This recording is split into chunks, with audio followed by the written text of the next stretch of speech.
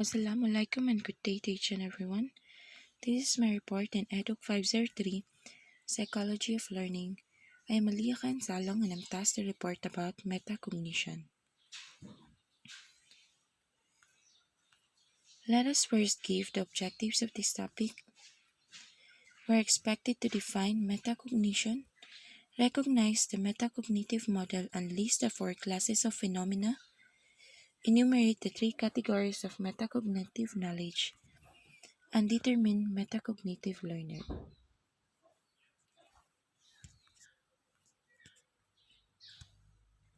The term metacognition was coined by John Flavel. Metacognition has been defined as the knowledge about and regulation of one's cognitive activities in learning process. Metacognition essentially means cognition about cognition. That is, it refers to second-order cognitions, thoughts about thoughts, knowledge about knowledge, or reflections about actions. So, if cognition involves perceiving, understanding, remembering, and so forth, then metacognition involves thinking about one's own perceiving, understanding, remembering, and etc. In cognition, it is your thinking activities and process. But in metacognition, which is what we say, cognition about cognition, it is the intentional thinking about how you think and learn. When you intentionally ask yourself questions like, what are the steps that I need to follow here? I am wondering, what do I already know about this topic? Where did I get stuck when solving this problem? It reminds me of, what is the assignment asking me to do? I am figuring out, then that is metacognition. Here is another illustration for metacognition. The metacognition cycle. First, assess the task. There is where you will ask yourself what is the problem, what is asked, or what to do. For example, you are given a math problem. You will first think of what is asked. Second, evaluate the strengths and weaknesses. You already got what is asked in the first step now. This time, you will evaluate what operation to be used. Will you add? Will you subtract? Will you divide or will you multiply? Or will you need to use the fourth operation to solve the problem? Third, plan the approach. This time, you will come up to the operation you will going to use. Fourth, apply strategies. You already know the operation to be used and you realize you need to apply the fourth operation. Now this time, you are reminded of the PEMDAS or the MDAS rule. You will then apply the rule as you solve the problem. Lastly, reflect. After solving the problem, you'll have to reflect. Did I do it correctly? Did the strategy I used appropriate for the problem? That is then metacognition.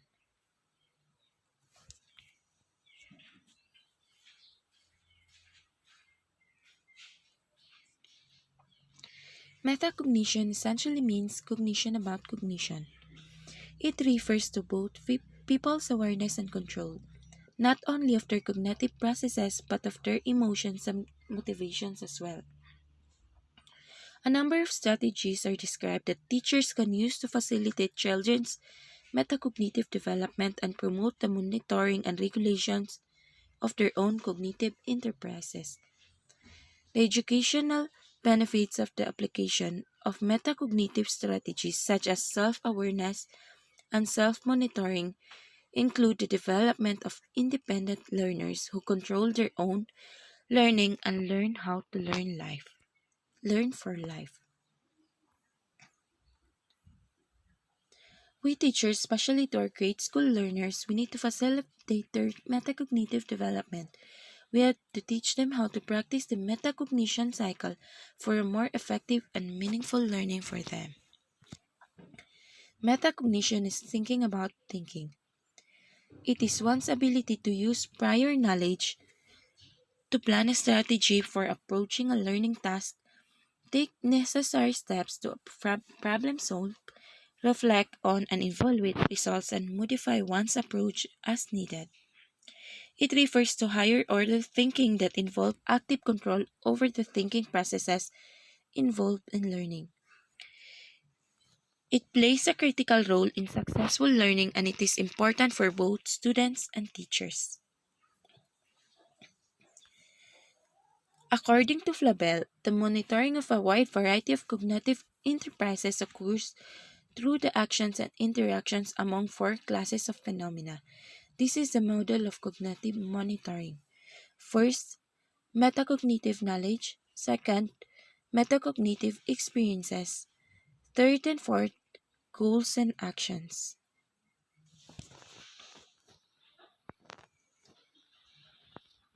Metacognitive knowledge refers to the segment of acquired word knowledge that has to do with cognitive matters. It is the knowledge or beliefs accumulated through experience and stored in long-term memory that concern the human mind and its doing. Some of this stored knowledge is declarative or the knowing that, and some of it is procedural or the knowing how. For example, your declarative knowledge of how and when to supplement poor memory by the use of shopping lists and other external memory aids. There are three categories of metacognitive knowledge: the person variables, task variables, and strategy variables. The first variable, person variables. The person category encompasses everything that you might believe about the nature of yourself and other people as cognitive processors. It can be further categorized into beliefs about intra-individual differences, inter-individual differences, and universals of cognitions. An example of the first subcategory would be one's belief that one person remembers more easily than another. Of the second, a belief that one can learn most things better by listening than by reading. Or the third subcategory, the ascertainment that we usually forget many of the things we have learned as time passes. The task variable. The second category is knowledge of task variables. The individual learns something about how the nature of the information encountered affects and constrains how one should deal with it. An example would be the knowledge that it easier to learn the essence or gist of something such as a story than it is to learn it verbatim. The last variable, strategy variables. Strategy variables are about what strategies are likely to be effective in achieving which goals in which sorts of cognitive undertakings. A child may come to believe, for example, that one good way to learn and retain information is to pay particular attention to the main points and try to repeat them to him herself in his own words.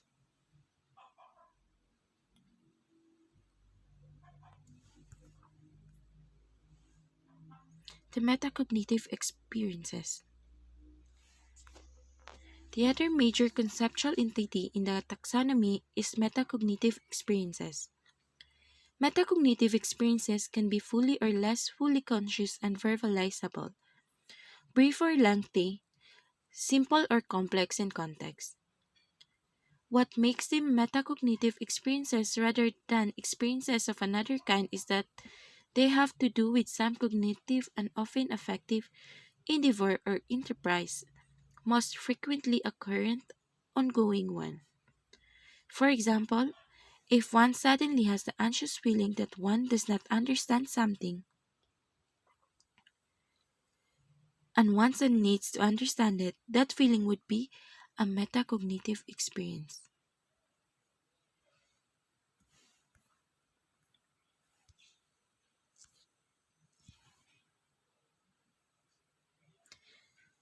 Before solving a problem, let's say a math problem, you will have these questions to yourself.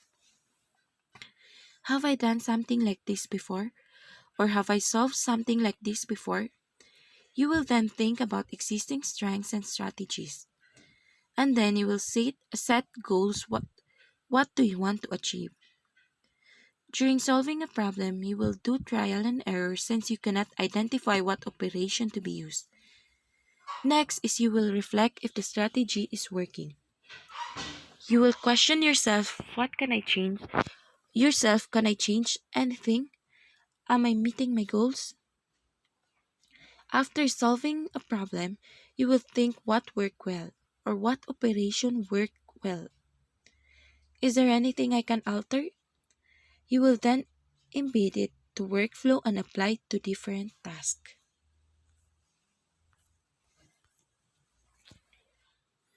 To goals or tasks.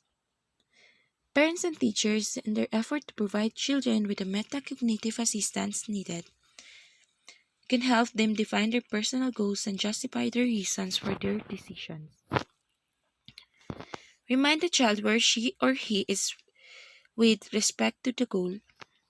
Call his or her attention to relevant perceptual or conceptual facts and arrange the environment in such a way that she or he can deal with each step in the problem separately.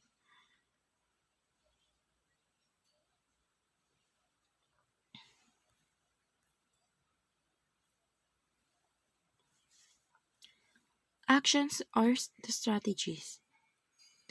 Metacognition is especially useful for a particular kind of organism, one that has the following properties. First, the organism should obviously tend to think a lot. By definition, an abundance of metacognition presupposes an abundance of cognition. Second, the organism should be fallible and error prone, and thus need of careful monitoring and regulation. Third, the organism should want to communicate, explain, and justify its thinking to other organisms as well as to itself. These activities clearly require metacognition. Fourth, in order to survive and prosper, the organism should need to plan ahead and critically evaluate alternative plans. Fifth, if it has to make witty, carefully considered decisions, the organisms will require metacognitive skills. Finally, it should have a need or proclivity for inferring and explaining psychological events in itself and others, a penchant for engaging on those metacognitive acts, termed social cognition. Needless to say, human beings are organisms with just these properties. What does it mean to be a metacognitive learner? It is knowing your own learning style. Are you an auditory learner? A person who learns best by hearing. One who learns best when listening to a lecture, discussion, and music. A visual learner? A person who learns best by seeing. One who learns best when seeing printed text or a PowerPoint. Seeing or visualizing pictures associated with concepts. A kinesthetic learner? A person who learns best when he is doing it or a first-hand learning.